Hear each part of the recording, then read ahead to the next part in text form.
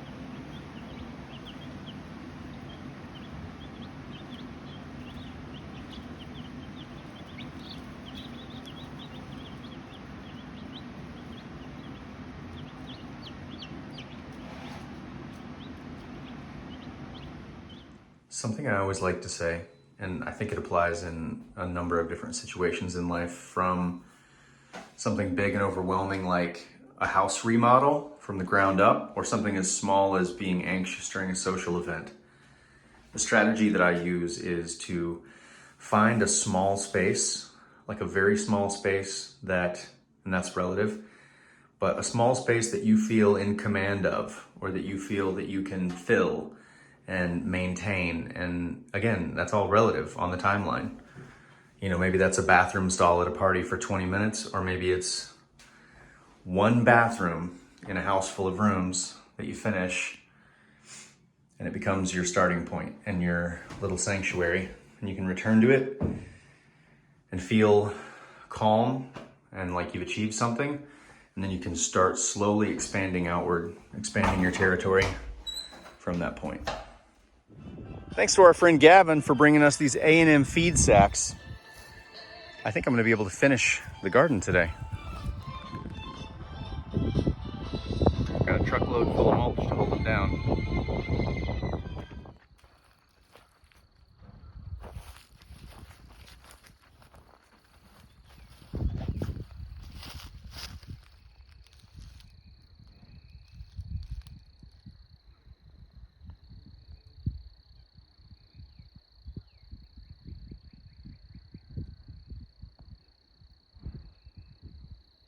Can't see it, but Marv is hanging out with a couple deer over there as well.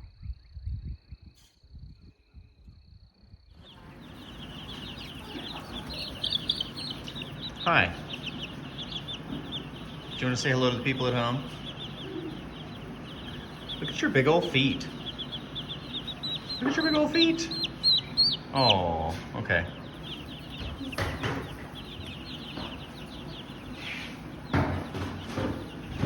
Just an example of how we try to reuse everything here on Adair Farm. When I put in a lot of new plumbing and wiring in the house, we pulled out a lot of old landline telephone cord, coaxial cable cord, and cord that we just aren't going to use anymore. And instead of throw it away, I'm using it as bindings to put this PVC extension on our fence posts so we can make tall deer-proof fence posts. And this PVC was actually taken from, it's actually recycled from an old grow house in Tulsa that was using it. So we got it secondhand and pulled the bindings out of the house secondhand. Mother Nature surprised us with a hot one today. And we don't have any HVAC. So screen door on the back door. Got our vents open on both ends of the auto shop. I'm not sure if you can tell down there, you can see the light shining through. So we have a really nice cross breeze blowing through now. It's how they did it in the olden times. Just screen and breeze. The basement's a very versatile room. We have laundry in here now. Seeds starting. Chicks for now. Seeds and dishes for now. You guys have a pretty cool clubhouse now. It's all you can eat, all you can drink. Your friends are always there, the weather's always sunny.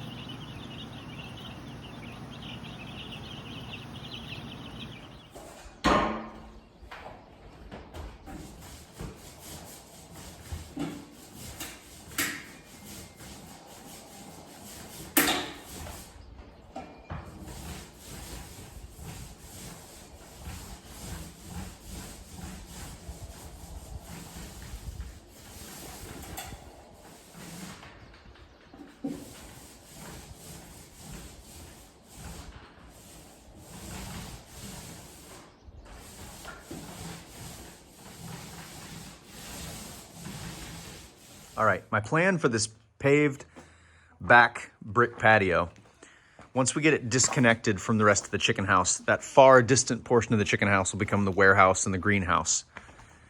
Once we cut it off here, it'll just be like a parking area, swing around to paved brick area. I want this to look like an indoor, outdoor, almost like an alley, but with businesses.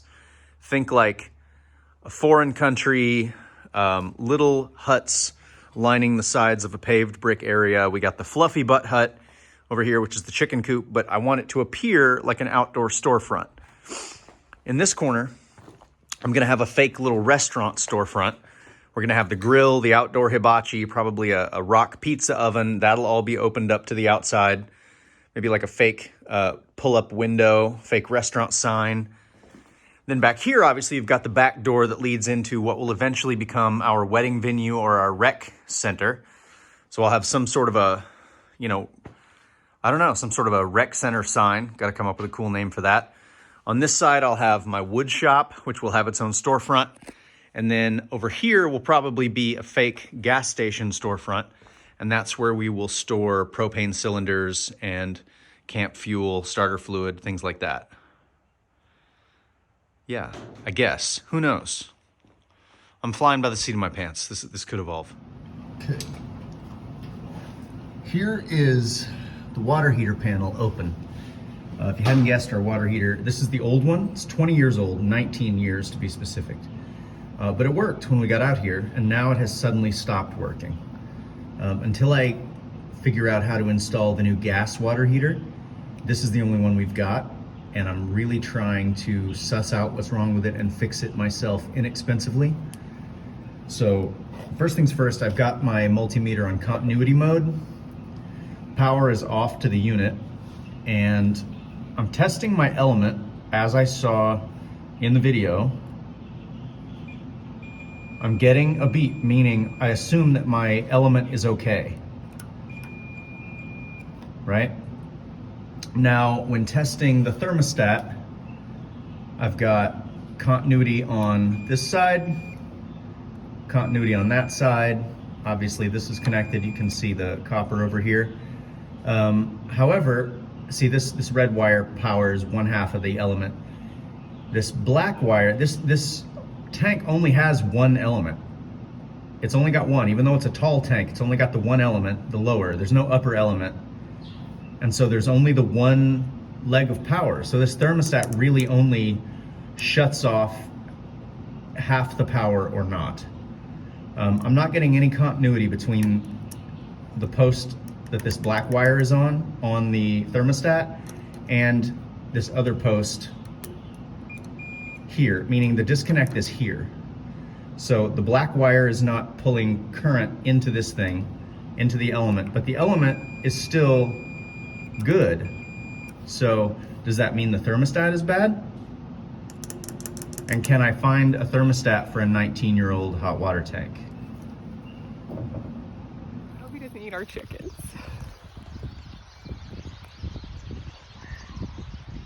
That's our bald eagle. Wish I had a better camera.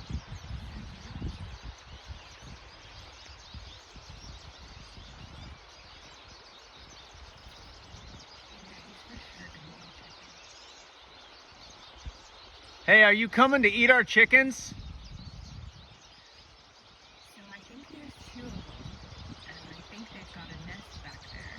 You can have one. The hens are all watching the eagle from underneath the vehicles.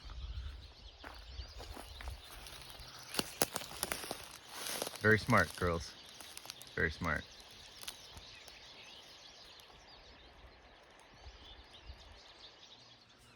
That's the plywood floor. I swept it 3 times, mopped it, then sealed it with 2 coats of preparatory latex sealant. There is the new vinyl flooring that I'm putting in.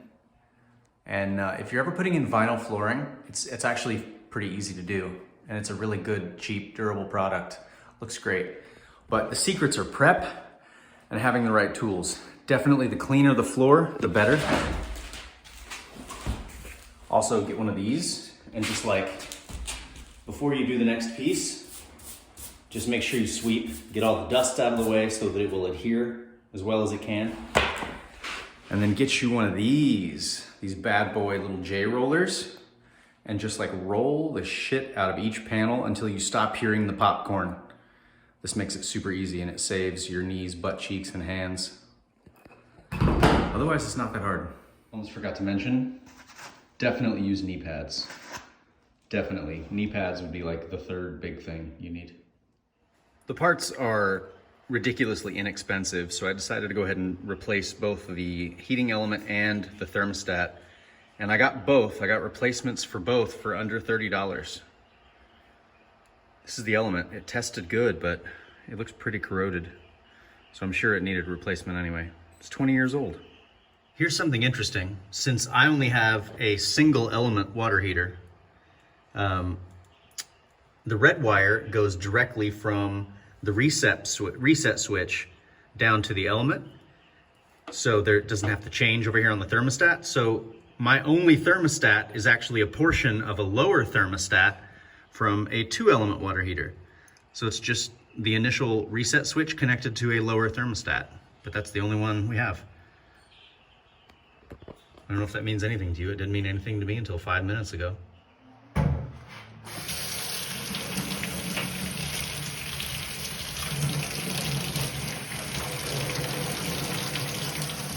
All right, well, that worked.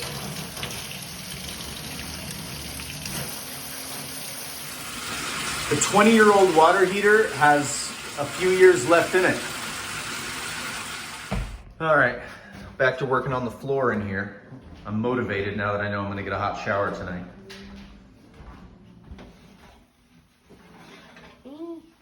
These ones aren't as cute. But, Oh, I'm sorry they aren't as cute. you know. They're delicious egg, cheese, and prosciutto muffins. These are gorgeous. Oh my god, I'm so hungry.